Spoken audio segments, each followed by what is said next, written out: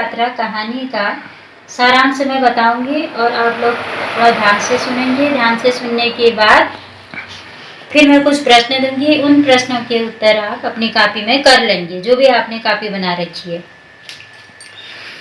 एक बार 5 मित्र कहीं जा रहे थे। अब उनको एक स्थान है पन्ना से एक बस में बैठना था ताकि वह अगले दिन जबलपुर स्टेशन पर पहुंच जाए और वहां से वह रेल में बैठे अपने गंतव्य को जाएं। जब वह पन्ना स्टेशन पर गए तो शाम की बस में गए। कोई एक प्राइवेट बस थी, उस बस को उन 5 मित्रों को पकड़ना था। जब वो शाम को अपने स्थान से निकले जहां वो रह रहे थे, तो वहां के लोगों ने कहा, भाई शाम को तुम क्यों जा रहे हो? ये शाम की जो बस है उसमें नहीं जाना चाहिए। यह बस तो डाकिन बस है। तो लोगों ने कहा, यानी जो 5 लोग थे उनमें से एक ने कहा, क्यों, ऐसा क्यों है? क्या कहीं डाकू लूटते हैं इस बस को?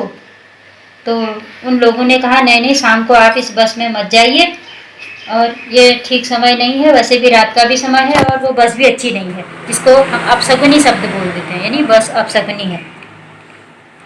लेकिन लेखक को तो जाना ही था। ये जिन्होंने यह कहानी लिखी है उनका नाम हरिशंकर परसाई है। तो हरिशंकर परसाई अपने 4 अन्य दोस्तों के साथ जा रहे थे।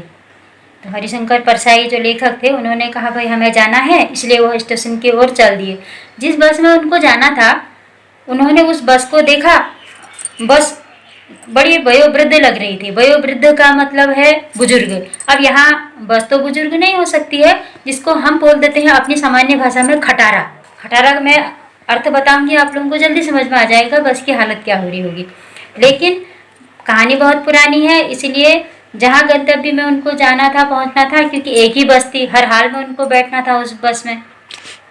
सब लोग बस में बैठ गए और बस में बैठने के बाद लेखक ने देखा, अरे ये बस तो बहुत पुरानी है, इसका क्या हाल हो रहा होगा, या आगे हमको ले जा भी पाएगी, नहीं ले जा पाएगी। उनके मन में बहुत सारे प्रश्न उठने लग गए।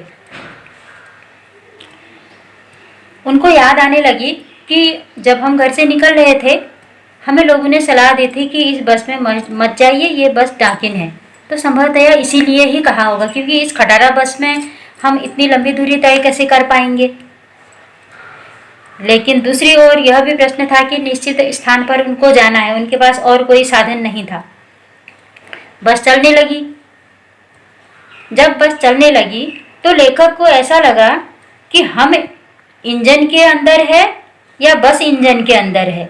ऐसा लगा कि जैसे सारी बस ही इंजन होगी या हम इंजन के ही भीतर होंगे। यानी बहुत कसमसाहट हो गई, असमंजस में पड़ गई कि क्या हुआ। और ऐसा कहने का मतलब ये हुआ कि गाड़ी बहुत आवाज़ कर रही होगी, बहुत पुरानी गाड़ी है, जिसके लिए मैंने खचड़ा शब्द प्रयोग किया था, खटारा शब्द प्रयोग किया था। तो इसलिए उसके सारे अस्थिपंजर गाड़ी के ढीले थे, कल पुर्जे जिस प्रकार के जो भी होते हैं गाड़ी में। लेखक बड़े दुखी भी हुए और अपने साथियों को देख करके आपस में मजाक भी करने लग गए गाड़ी के बारे में।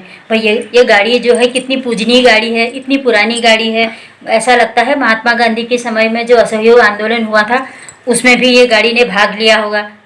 अब गाड़ी की उम्र तो हमारी उम्र की जैसी नहीं होती है, गाड़ी को बनाने वाले उसकी उम्र निश्चित करते हैं। लेकिन लेखक अपने मित्रों के साथ हंसी मजाक कर रहा था। एक स्थान पर गाड़ी का एक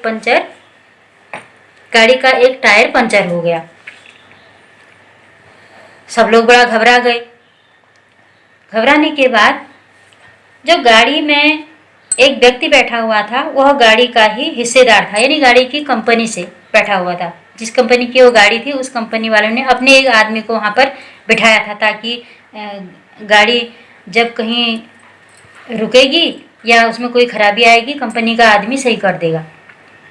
लेखक और उसके दोस्तों ने कंपनी के उस साझेदार साहब को बड़े ही श्रद्धा भाव से देखा। वो श्रद्धा भाव से इसलिए देखा, उनको लगा कि अगर गाड़ी का टायर पंचर हो गया कोई बात नहीं, अब ये हिस्सेदार बैठा है, ये तुरंत ही टायर बदल देगा और गाड़ी को सुव्यवस्थित अपने गंतव्य तक ले जाएगा, हमें कोई परेशानी नहीं होने देगा। इस भाव से उन्होंने उस हिस्सेदार को देखा, कंपनी के हिस्सेदार को। लेकिन हिस्सेदार ने, कंपनी के हिस्सेदार ने कुछ नहीं किया। जो व्यक्ति बैठा था, गाड़ी यूं ही रगड़ते हुए ले गया। अब गाड़ी का टायर पंचर था, मैंने भी आप लोगों को बताया था। रास्ते में बहुत बड़े बड़े पेड़ दिख रहे थे। लेखक को ये तो पता ही था कि भाई गाड़ी को घसीटते हुए ले जाया जा रहा है, कभी कुछ भी हो सकता है। रास्ते भर में घना जंगल था, हरे भरे पेड़ थे। लेखक को उन पेड़ों को देख करके प्रसन्नता नहीं हो रही थी। हरे भरे पेड़ों को देख करके प्रसन्नता न हो करके उनको डर लग रहा था कि कब यह बस इन हरे भरे पेड़ों से टकराती है और कब हमारा अंत समय आता है। बहुत डर लग रहा था उनको, क्योंकि गाड़ी ही ऐसी थी खटारा। बार बार मुझे इस शब्द का प्रयोग करना पड़ रहा है गाड़ी की दशा को देख करके। लेकिन जैसे तैसे करके लेखक आगे चलते रहे। लेखक के दोस्तों सहित सारे यात्रियों को बहुत तनाव था और एक स्थान पर जाते जाते गाड़ी और फिर से रुक गई। लेकिन गाड़ी चल रही थी और रुक रही थी, चल रही है, क्रम बना हुआ था, रुकना चलना रुकना चलना। परंतु गाड़ी अब तक भी गंतव्य तक नहीं पहुंची थी। कारण यह था, गाड़ी बिल्कुल बेकार थी।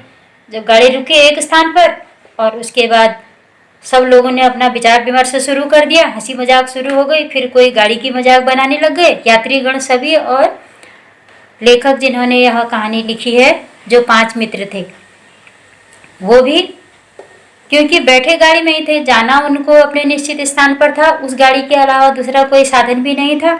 इसलिए गाड़ी रुकी और जो ड्राइवर और कंपनी का जो हिस्सेदार था, वो दोनों मिल करके उस गाड़ी को सही करने का जुगाड़ ढूंढने लग गए और बाकी यात्री गाड़ी में ही अपनी गप्पे सप्पे मारने लग गए और गाड़ी के सही होने का इंतजार करने लगे।